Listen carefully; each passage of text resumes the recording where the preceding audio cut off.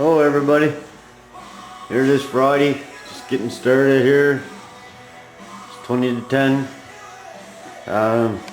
Coming out every night, working at this, and it's coming. Got the other side mudded in pretty good. Still getting, I got it straight a long ways, but still got the little waves this way, facets, we're gonna call it. I think that's what Greg called it. Anyways, was another thing I discovered last Sunday on this car, where we only got this much quarter to here and right around this area. Well, all I done was cut it out for that piece of quarter and welded it in, and I've been working at this shape. Well, couldn't figure out what was going on. This roll here didn't, kind of just tapered off, and up here sort of went down a little further. So I just couldn't figure out what was going on, so I went in, got on the internet, and started looking up pictures of 68 Ford Mustangs, two-door coupes. Come to find out, one of the past body jobs, there's supposed to be a body line here that, let's see if I can draw it out here, comes down, and it sort of, this is probably over exaggerating, but sort of went in, then down, like this.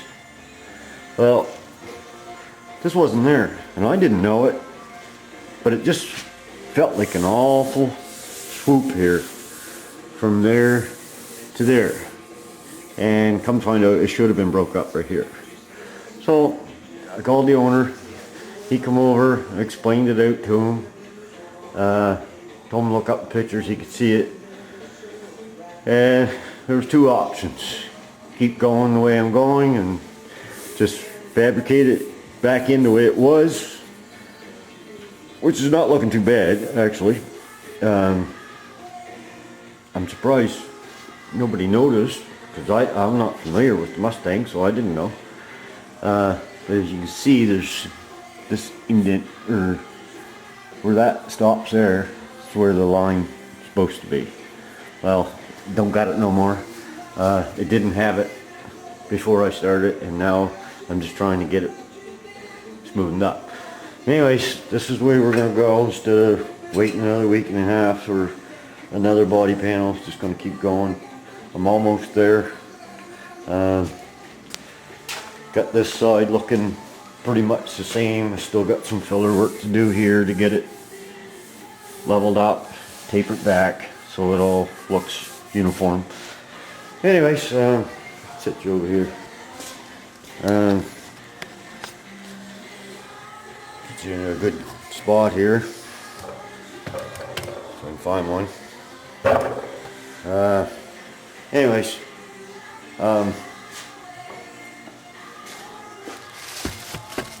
couldn't get those curves, and Greg Porter, I noticed he was using a flex block, a homemade flex block there a while back, and I asked him if he'd show it, and he was kind enough to do. He did better than show it. He explained it out. So I didn't have time to order one offline, so I was going to buy another whole set of door blocks is what I was going to do, but it would have took a week. I don't have a week. Got to get as much done as I can on the weekend, so I found one here in town. This is expensive, but I needed it. I'll always have it. So it's a 16 and a half inch door block. They're excellent blocks. I had no complaints with them at all. I did notice another blocking system on there that is a flex block, and that's the K block. And for let me see, what was it? A 9, 16, and a 24 flex K blocks are 69 bucks, and I am going to order those. But in the meantime, I need a flex block, so I got this. I'm not going to cut this one. I decided to cut the one I already had, and because I figured I've already used it, so it's probably got a little more flex in it than a brand new one anyway, so that's just what I'm thinking. Anyways, Greg said to be real precise on these cuts, so what I done is I took some 1/4 inch, I measured that, second, he said not to go below this line here, which makes perfectly good sense. So what I did, I measured that. That's just a little bit better than 1/4 inch. But I used 1/4 inch plywood. I got that solid in there, jammed in between those two pieces of plywood, the screws holding it down to this base. And then I took, I don't know, 2 or 3 layers of tape. And when my saw just hits the tape, I know I'm at that line. So I left a couple just to show you how easy this is actually to do. So I'm going to get you set up here and I'll show you cutting this, because anybody needs one of these. It's pretty freaking simple, man. So just get you set up here. Find my block, and we're on this area here. You think you can see that? And I just took my little thing off my bevel square here, whatever you call it. And I hold that on the back of the line. I have a back saw. Tried to hacksaw, but it's too flimsy. You can't keep it straight, so I have this back saw here for a miter box, which I wish I could have found in my miter box, but and this saw. Listen carefully.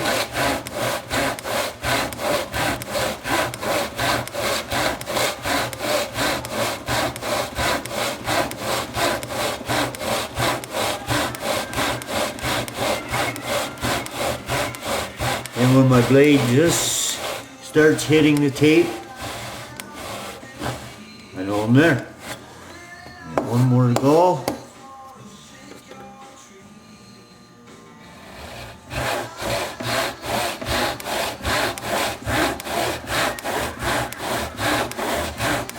And that's what I'm doing with this.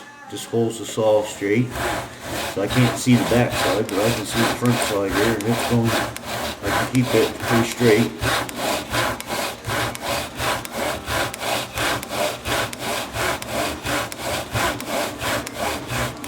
Just when it hits the tape, I stop. Anyways, they all look pretty good. Down to the tape. That side, same on this side. So we'll take our tape off. Take out the screws on this side.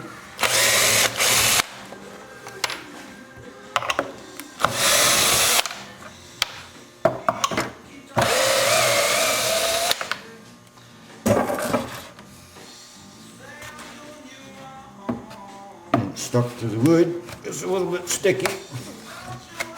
And now, just sit back up over here in the light. You can see. And now, wow, it works pretty good.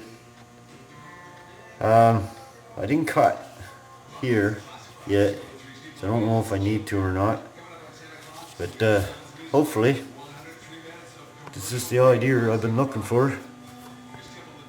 Get you set up over here. See how this fits the side of the car. See that or not? that's gonna work alright. Think so. Anyways, oops. Like Greg said, you gotta put the paper on one end, get the shape of your panel and start sticking her on. And I have a whole bunch of these, so I think I'm gonna cut these up.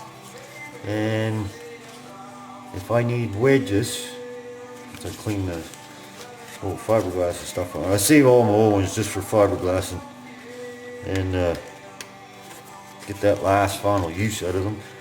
I think I just found another use. Use those. Just cut them up so they fit in there, they're not sticking out, and I can work with those. Just cut little pieces out of them.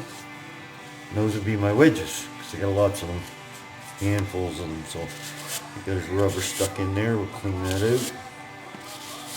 It's like sawdust. So now